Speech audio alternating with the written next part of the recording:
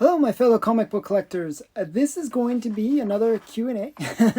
um, I'm going to do a special shout out. So I'm wearing this shirt that you can see here because my wife wanted me to look stylish for, for my videos. That's the only reason I'm wearing this. You're seeing me wear it just for that. Also, my mother-in-law, who's watching this from Korea, I don't know why she watches it. She doesn't speak much English at all, like barely any English, but she's watching this. So I just wanted to say annyeonghaseyo to her and to all the people in Korea that are watching this for the fact that they know who I am. Um, so I just wanted to say hi to them. That's what I said in Korean. My Korean is terrible, just so you know, but I do speak Korean very poorly. So, yeah, with all that said, let's get into the video. This is going to be actually a little bit special video in a way. So, if you look behind me, I actually reorganized my comic wall that's behind me. And what I'm going to do is actually do a close-up so you can see what comics are on the wall and what, new stuff that I'm showing behind me. So, that's going to be part of this video. It's going to be a little bit of a Q&A and showing the wall. So without further ado, I'm going to get into the showing the wall part. So I'm going to pause the video for a second and then I'm going to show you the wall. Okay, so this is my comic wall. This is stuff that I haven't moved. Over here, you can see my Iron Man and my Submariners, my She-Hulks. This is my standard wall. I haven't really changed anything here. I did move my my two Swamp Thing related ones. You can see them. I've moved them over onto that side. But what I've done is I've reorganized my wall that's behind me. So it starts with the top row is all Golden Age. And it's all like sort of either women in action, like sort of women center characters, or good girl art. So I'm going to show you those. So we got Miss Fury number 1. Then we got Exciting Comics numbers 53, which is the first Miss Masque cover. Then we have Lady Luck, which is really Lady Luck number 1, but it's Lady Luck number 86. But it was a change in title. It was Smashing Comics before that. And then we have Blonde Phantom. And then we have Fire Hair. And then we have some good girl art with Jungle Comics. It's a high grade one, so I put it up on the wall. Then we have some Torchy. And then we have my junior comic. And then we have Sunny. And then Archie's. And then Susie at the end. It's really cool Susie, if you can see it. I'm going to zoom in a bit. The next row is all Golden Age as well. And it's my Golden Age DC. So it's all key issues for DC. So Phantom Stranger. The next one is Venture Comics 61, which is the first Starman. Then we have Police Comics. This is the first Spirit. That was number 11. Then we have All Flash. Number 12, which is the first Thinker. And then we have More Fun Comics 104, which is the first Superboy cover. And then we have a bunch of Wonder Woman. So this is Wonder Woman number 8. And hopefully it doesn't reflect. Sometimes it reflects a bit too much. But then we have number 8. I don't know. Sometimes these Mylars, it picks up the light a little weird. Number 9, and that's first Giganta. And then we have Wonder Woman for President. And then we have the first Cheetah. Again, it doesn't show the greatest, but let's see if I can get rid of that glare. Then we have number 5, which is the first Dr. Psycho. And then Wonder Woman number 1. And then we have my All-Star number 8, which is the first Wonder Woman. And then we have at the very end All-Star 5, which is the first Hawkgirl. Now the next row is Marvel. So we got Strange Tales 110, which is the first Doctor Strange. Then we have Fantastic Four number 1. Fantastic Four number 2 for Skrulls. And number 1 obviously has the first Fantastic Four. So I figured that didn't need to be said. Then we have number 3, which is the first time they appear in costume. And then we have number 5, which is the first Doctor Doom. And then we have my very poor grade X-Men number 1. It's complete. It's a 0.5, but it's only because of the condition. It's really rough. Then we have my Amazing Fantasy number 15. First Spider-Man. And the only reason it's a green label is it's missing the coupon. It was cut out. The next is Amazing Spider-Man number 1. Avengers number 1. And then we got Hulk number 1. And then Hulk number 2. And then Daredevil at the end there. I put Hulk number 2 in there. I could have put in like Iron Man or something like that. But the reason I put in Hulk number 2 is it's the first time he's the Green Hulk. And I thought that's kind of a major issue. And I kind of like that. So then the next row, as I go down further, is my SOTI. All my SOTI. Not all my SOTI collection, but just some of the major ones that I have as slabs. I have about 3 times as many slabs as this, but this just shows some of them. So this is Haunt of Fear. That's the double decapitation cover. And then we got Journey into Fear, another pre-code horror. Then we got Weird Fantasy. That one is actually from the Johnny Craig collection, so kind of a cool book. Then we have Murder Incorporated, number 9. Then we have Famous Crimes. And then we have All Top Comics. Then we have Clarisse Archer. Meet Clarisse Archer. And then we have Phantom Lady. Really great book. Matt Baker art. And that's number 16. And then we have Ranger Comics, number 38, which is a great hanging cover. And then we have Rula, which is, number 22. And then we have my Blue Beetle, number 54. Great headlight cover. It's considered a headlight cover. And then we have Crime Suspense Stories, number 22.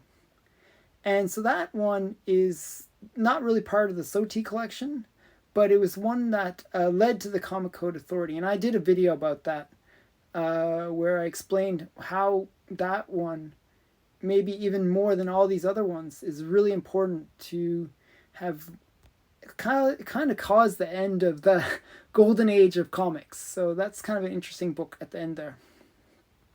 And then because before I had all my Fantastic Four up above, so I moved the extra issues down below. And there's actually more than this that I have slabbed, but my extra issues I've now boxed away. So these are some of the other comics that are on the lower level. And I have a big stack of comics that I have to sort through. And then you can see my other wall, where I have some more kind of cool comics. So that's how I reorganize my back wall.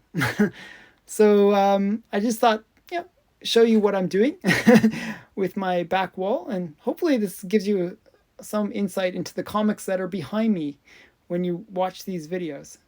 Okay, with that, I'm going to stop the video again and show you the answers to your questions. So, okay, so I hope you enjoyed my comic wall. Now you know what's behind me. Now I'll get into the Q&A part. So last week I sort of did a really huge list of questions. It was massive.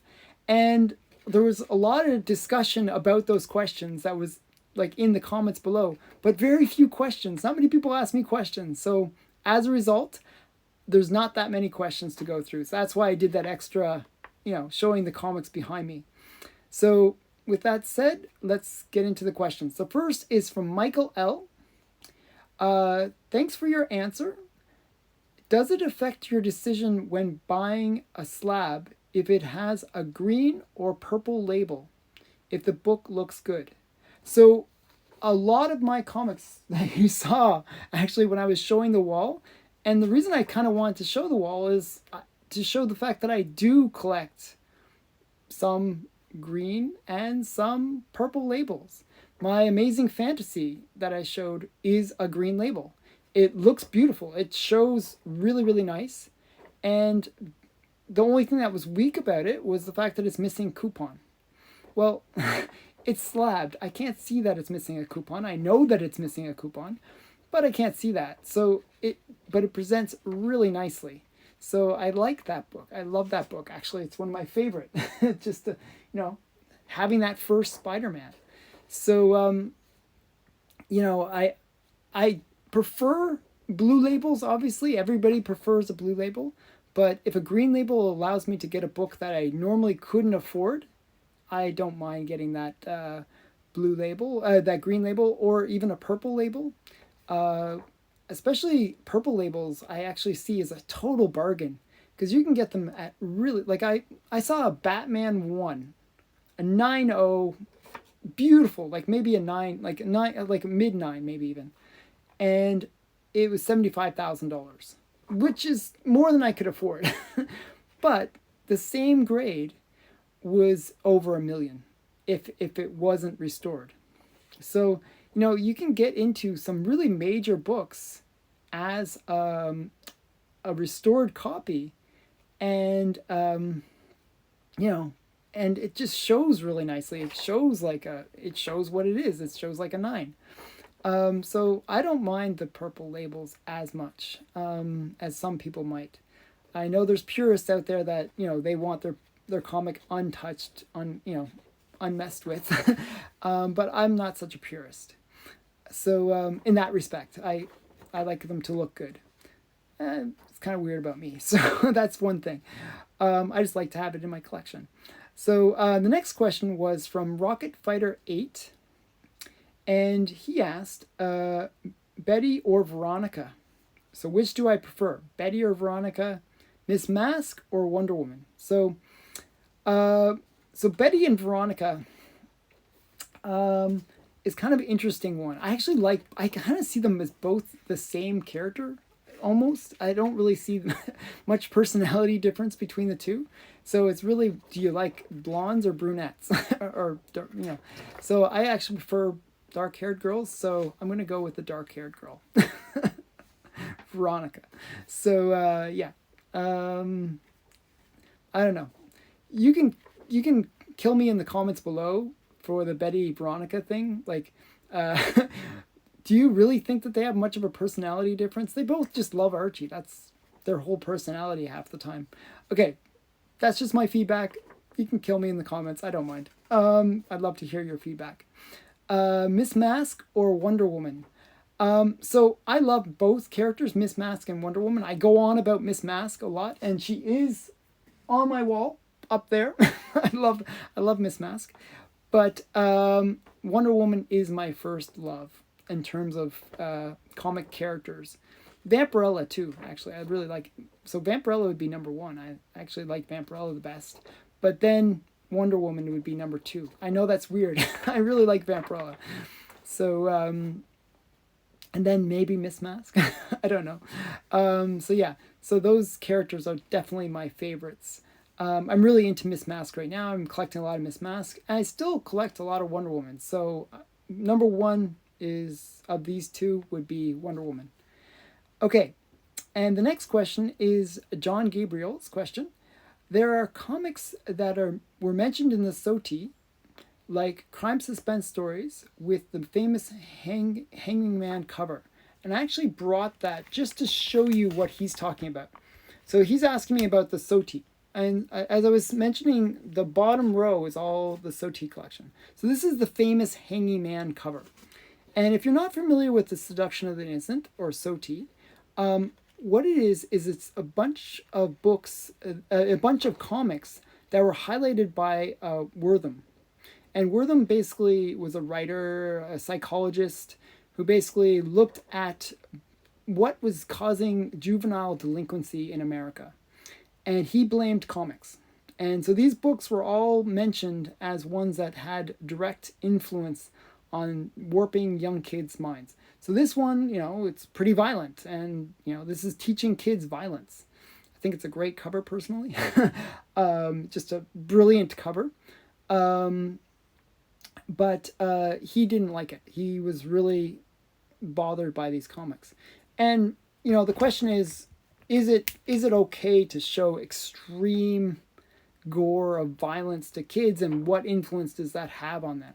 And it's really hard to say. I actually don't believe that it has much negative influence. Like when I was a kid, they would say the exact same thing about video games, and I thought, it's overblown. I mean, I remember playing a game that was like, you played basically Jason, and it was like at the arcade, and you would just go around with a chainsaw and you'd kill like a whole bunch of monsters and stuff and people. And that didn't warp me too much. I'm fairly normal. So I do believe that comics really didn't negatively impact kids. But ones that maybe I thought them had totally kind of overblown were the following two. I'm going to show two that just really shouldn't have been in The Seduction of the Innocent. And one is Super Duck. Super Duck number 22. And in this, there's a scene where he's about to hit a rabbit with... He doesn't even actually hit the rabbit. He just kind of threatens the rabbit with a baseball bat. And to me, that's kind of very... Like, he gets beaten up and destroyed, but Wortham had issue with him, like, about to hit a rabbit with a baseball bat. So that seems a little bit extreme. Like, especially if you watch... Like, I grew up watching Looney Tunes, where anvils and pianos were falling on, the different characters' heads all the time, and they were always getting blown up or whatever. This seemed very mild in comparison. So I didn't really think that this should be mentioned in The Seduction of the Innocent. The other one and there's a bunch, like I really don't think any of them should have been in there, but the next one that's kind of really dumb that it was mentioned in The Seduction of the Innocent is this one, Cupies. Cupies is these adorable little babies. They have like little figurines of them too. It's like these kind of cute little guys, half-naked babies. If you're into that. So yeah, it's just these little babies, very cute. They don't do anything scary or harmful. Kids love them. I don't know. And so Wortham asked a little girl about this book, and she didn't know how to pronounce Cupies. She just couldn't pronounce it. So she said corpses. She thought it was corpses. And that made Wortham say, oh, it's corrupting that little kid's mind, making that little kid think about death and violence and all these things, even though it's like this cute little innocent book that she just mispronounced the title. So I thought that was a little extreme. So, that would be definitely one that I don't think should have been in the in The Seduction of the Innocent.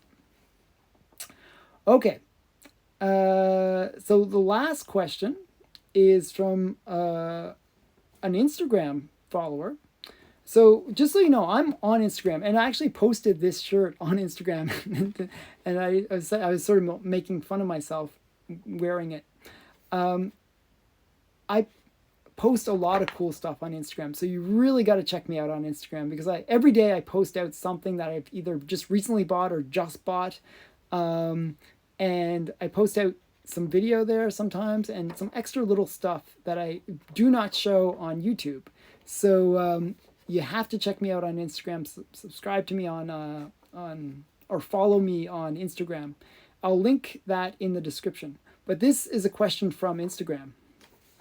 So Liam Noob, that's his name, Liam Noob. He asked, what was your first big key issue you collected? So with that, there's a few. So the first big one that is not big was Howard the Duck, right? Howard the Duck. I thought when I saw that was the first kind of superhero comic that I collected. and I really liked Howard the Duck. I thought it was like the coolest thing, like this duck being like sort of like superhero. And if you know the cover for Howard the Duck #1, it is like sort of sexy. Like if I one sec, I'm gonna pause the video and I'm gonna show you Howard the Duck. One sec here. Okay, so this is the first. this is the comic. This is the one that I bought when I think I was like 10 years old, 9 years old, somewhere around there. And it was like on the comic shop, like a coin store. I actually collected coins at the time, and this was on the wall, and I was like, wow, what is that? Like, it's a really cool looking comic. Like, it had sort of that Conan the Barbarian look to it. Like, he's like carrying a sword and got the, Red Sonja like girl in the behind him. I just thought it was like, wow, this is so cool. And had Spider-Man too. I just thought it was the greatest thing. So when I saw this, it was $10. I actually saved up for like a month and a half. I know $10 sounds like very little, but at the time that was big money for me.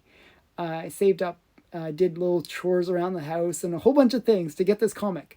So this was the first major superhero comic that I collected.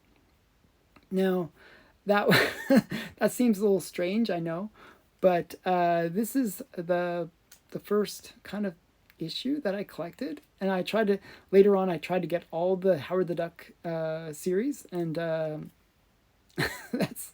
I know it sounds really lame because probably this still is worth $10. It's not. It didn't really go up that much. So you don't always win in the things that you collect, but you collect what you love, right? So I love this comic. I've kept it. I have actually multiple copies of it because I really do like Howard the Duck. There's so much brilliance in his story. Totally underrated character. So that's the first major one that I collected. Then I got into obviously Wonder Woman and a whole bunch of other characters. Spawn was big for me, in the 90s. I collected a lot of stuff.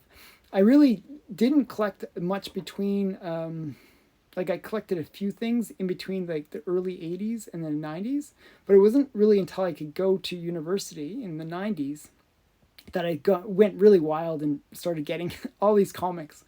And then I kept that sort of pattern ever since. So that's my comic history in terms of collecting. So I hope you enjoyed this video.